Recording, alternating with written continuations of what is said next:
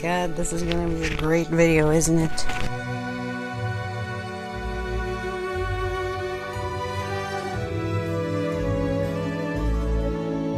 Hello fellow readers and readeresses. The lighting is not going to be great for this video, but my ring light broke and I haven't had the time to try and fix it yet, so we'll do with what nature offers, which is not a lot. What a busy month December was. It both flew by and drained me completely, and I've been stuck in this limbo of feeling sad that it's over and happy that it's over. I don't get it either. Let's talk reading. On my December TBR, I had 12 books: The Murder on the Links for the prompt to read a classic, Foundation from my 2023 TBR jar, The Sword of Shannara also from my 2023 TBR jar, Shadow Dance, which was a series jar pick, A Storm of Swords for the prompt to read the longest book on my TBR, The Little Prince for the prompt to read the shortest book on my TBR. Yes, those happened one after another. Lies We Sing to the Sea for the special mission to read the lowest rated book that I own. 11th Cycle for the prompt to read a book published in 2023, The Too Clever Fox, which was my adventure in LDA book for December, and The Dragon's Legacy, True Betrayals, and East of the West, which all were leftovers from November. You can watch my TBR video for December over here for more details. Of those 12 books, I read 9, I am still reading 1, I DNF'd 1, and I couldn't get to 1. Starting with the one I didn't have the time to pick up, and that is The Sword of Shannara by Terry Brooks. This is an adult epic fantasy in the first book in the Shannara series. Why I didn't pick it up is a very complex issue because I've been wanting to read this book for many years now, and I was so happy to get it on my TBR. However, as I mentioned earlier, the month of December was very busy and I wanted to be in a particular mood. I wanted to give this book the time and my full attention, and I couldn't find that kind of moment throughout the month. But also, more than that, reading this would put me in a situation where I start yet another series, and if you've watched some of my recent videos, you know that it's been a theme for me to try and reduce the amount of series that I'm actively reading or not reading.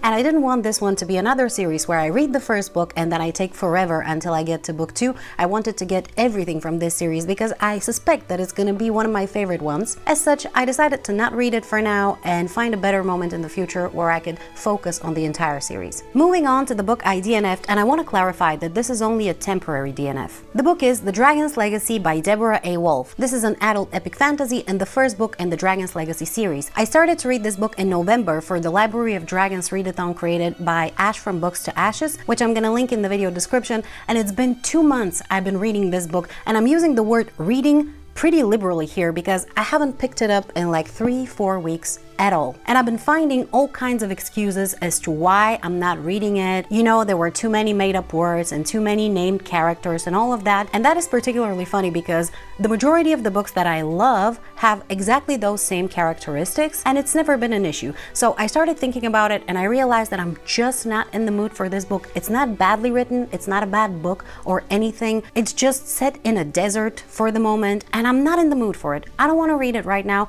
I don't want to not read it forever, but I'm just gonna leave it for now and find a better moment to fully enjoy it. And so for now, it's gonna go back to my bookshelves. And then the book I started reading and I'm gonna continue reading in January is East of the West by Miroslav Penkov. This is the Bulgarian edition of the book, which is why you can't read what's written here. Or maybe you can, I don't know you. I know at least one of my viewers who can read it, and I'm so happy you're here, Denita. This is a collection of not so short stories about life in general and about life in Bulgaria specifically. The book is available both in Bulgarian and in English. It was written by this Bulgarian author who wrote it while he was living in the US years back and missing Bulgaria.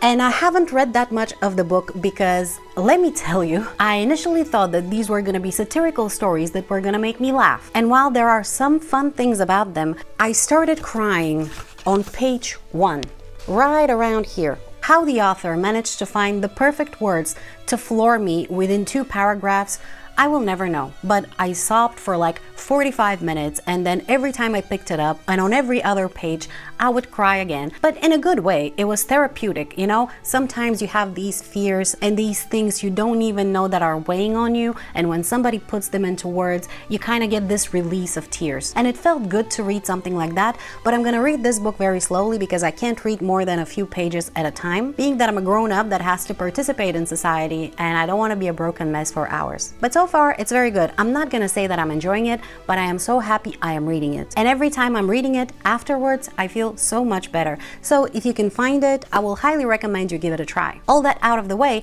let's go through the books I actually finished in December. Starting with Lies We Sing to the Sea by Sarah Underwood. This is a young adult standalone mythological fantasy that was inspired by the Odyssey, supposedly, though given that the author has openly admitted that she's never read the Odyssey, this is a little questionable. This is the Illumicrate special edition of the book, and it's very, very pretty. Now, when it comes to the story itself, let me say this.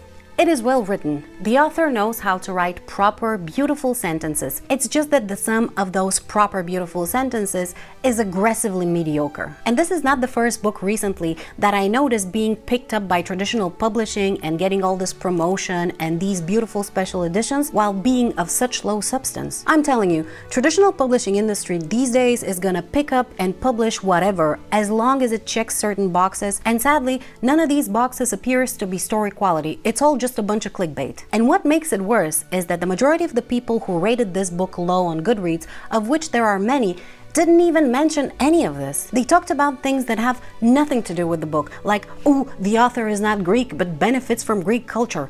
Really? Is she the first one? Are we forgetting Rick Riordan and Madeline Miller and Margaret Atwood and Alexandra Bracken and countless others? Why are we acting as though Greek mythology has not become part of pop culture these days? Yes, not everybody is an expert in it, but everybody can get inspired by it. And yes, it is lazy and disrespectful to not even spare the time to read the original story which you are supposedly working off of. But she could have still written a good story, even if not accurate with the original. It's fiction after all. The problem is that she didn't write a good story, not that she's not properly representing the original or where she comes from. Would it have been better had a Greek person wrote this mediocre nonsense? Would the author being Greek made it worth your time reading a shallow story? I feel that we're focusing on the wrong things here, that we're valuing symbols more than substance. Over 70% of the negative reviews I saw on Goodreads were talking about who the author was and what she said in an interview, and nothing about the book itself, which leads me to suspect that a big chunk of these people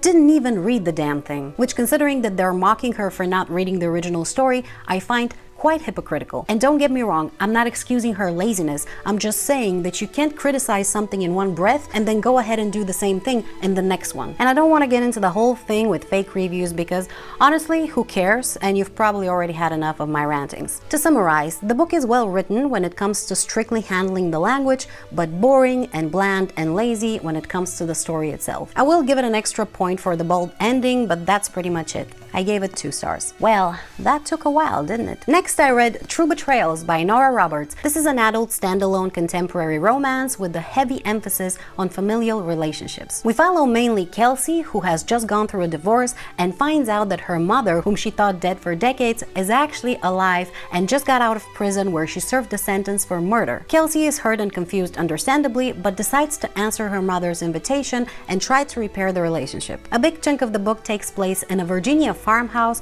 with a lot of horses and hunky men. I'm not gonna talk about this book too much because I don't have a lot to say. The story is well written and well worth your time if you're into that kind of stuff. And while it's definitely not something I'd usually be into, I enjoyed it for what it was and gave it 4 stars. Next, I read The Murder on the Links by Agatha Christie. This is an adult classic mystery and the second book in the Hercule Poirot series.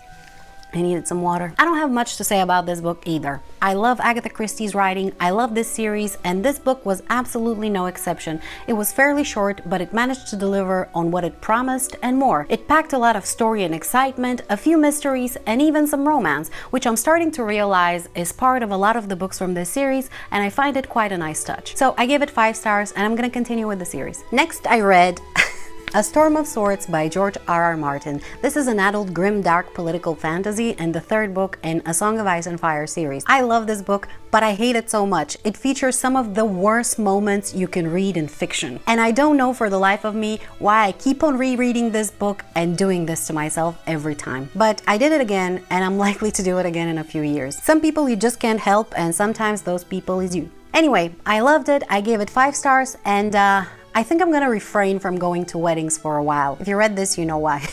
Next I read The Too Clever Fox by Leigh Bardugo. This is a very short story that is set in the Shadow and Bone universe and is told a little bit like a fable. It's about a fox that was born very small and very feeble, but very, very smart. I'm not gonna tell you anything more about the plot because first, it is very, very short. It's less than 50 pages. And second, there's not much to it. I couldn't find any connection between this story and the other books from the series, and honestly, the story of how I got to read this book is way more interesting than the book itself. Why I picked this one is because for the Adventure in LDA Reading Challenge, I had to read a book with a fox in the title and or on the cover. And since surprisingly I didn't have that kind of book on my bookshelves, I looked through Goodreads to find a very short book that fulfilled this prompt, and I found this one, but it was nearly impossible to find it neither physically nor as an ebook, so I contacted a friend of mine that I know is into this series, and turns out she had it on her Kindle. So because she lives in a different city, she sent her Kindle through a friend of ours who drove to a town nearby, and I drove there to pick up the Kindle. Safe to say, it wasn't worth the effort, and don't get me wrong, it's not a bad story, it's just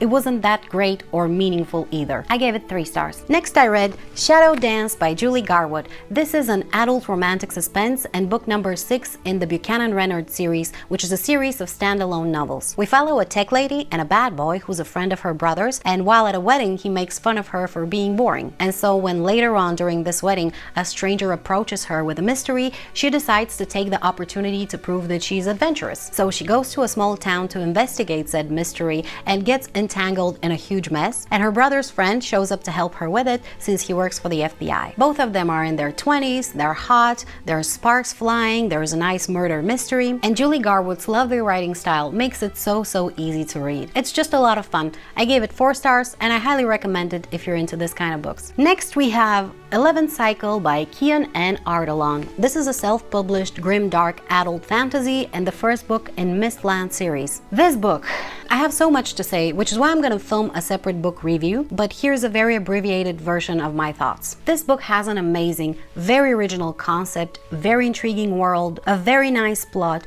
It could have been one of the best books I read this year. Unfortunately, this book was so riddled with mistakes that reading it was a chore. I felt like the author didn't have a perfect grasp on the English language, and I don't know how much editing this book underwent, but it felt like it was none. There were so many typos, simple grammatical errors, words used inappropriately. At one point he used the word duress instead of durability. He used the word cowl instead of scowl. Characters were referring to other characters by their names before they knew said names. He used words that had absolutely no place in a fantasy world, like Spartan. How is the word Spartan going to develop in a world that doesn't have the Spartans in it? And these are only a few of the examples of the mountain of mistakes that there were in this book. Not to mention that character development was lacking severely. Out of the 4 main characters that we follow in this book, I couldn't stand 3. I hated 2 of them on and off, and one of them the entire time. And then I would like to add one more thing here that I absolutely hated, and that was the sexual scenes in this book. There are sexual scenes and there is straight up nasty porn,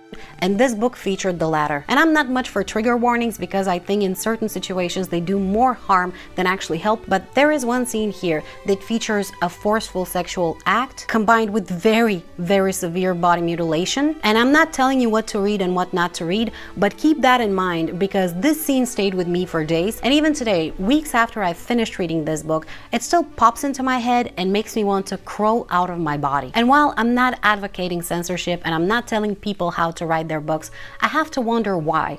Why it was necessary for things to be so detailed, both in the voluntary sexual scenes and the involuntary ones. I have to wonder, you know? So I gave the book 2.5 stars, and I'm not sure yet if I'm gonna continue with the series once the next book is published, because currently this is the only one from the series. And I really think that the author shouldn't skimp on editing next time. Next I read Foundation by Isaac Asimov. This is an adult classic sci-fi and the first book in the Foundation series. It follows an alternative humanity which has grown into an interstellar empire and is on the downfall, and one psychohistorian is predicting this particular downfall and has created a plan for kind of mitigating the effects of said downfall. The story was way more political than I initially anticipated. There's more politics here than actual science, and I found it very interesting, but to be honest with you, I also found it a little too naive naive because the author never once questioned the ability of math and psychology to predict the future. Because say what you will, there is an infinite number of variables that can change the future in the next second. And there is nothing to convince me that at any point in time there is going to be an equation created with the help of psychology that's going to predict the future. It's just based on all the data that we have gathered, it is practically impossible. And I'm a little surprised that the author didn't question it throughout the narrative. Maybe he'll do it in later books, we'll see. But for now, I was a little disappointed. So I gave the book 3.5 stars. And last, on the 31st of December, I read The Little Prince. This book is a very well-known classic, or at least it's very well known here. I don't know how well known it is where you're from, but the first time I read this book was when I was 10 or 11 years old, and it was required reading in school. And at the time, I thought this was the most meaningless and boring thing that I have ever read in my entire life. That was then though, and now more than 20 years later, I have read and reread this book multiple times, and the older I get, the more sense it makes to me. And so I kept it throughout December for the last day of the year because I knew it was going to be a difficult day for me. 2023 was the worst year of my life because of one particular thing, and I knew in the last day of it I was going to have a little bit of a hard time and I was going to need a little bit of catharsis. So I kept this book, and 31st of December turned out to be a very beautiful sunny day, and so I went to the beach and sat down and read this one in one go, and I cried a lot and I had the release that I needed, and I felt so much better about letting go of last year after that. I'm not gonna say much about the contents of this book because there's a lot of metaphor and a lot of allegory in it, and the story itself is not as important as the message of the story, and I will forever be grateful to the author for writing this story. And that's all I'm gonna say because I'm gonna start crying. I gave it 5 stars. And so to summarize my reading stats for December, I read 9 books, which equated to 3,796 pages, and I DNF'd 1 book. In terms of genre, I read 1 classic, 4 fantasies, 1 mystery and thriller, 2 romances, and 1 science fiction. In terms of formatting, I read 6 paperbacks, 1 hardback, and 2 ebooks. And in terms of sourcing, I owned 7 of the books and borrowed 2. So all in all, a very good reading month. It wasn't perfect, obviously, but I did quite well and I'm very satisfied. I hope you enjoyed watching this video. Please let me know what you read in the month of December. Have you read any of these books? And do you have any particular opinion? I'll be very happy to hear from you in the comments down below. Thank you so much for watching, and if you'd like to see my TBR for 2024, check out this video. Bye!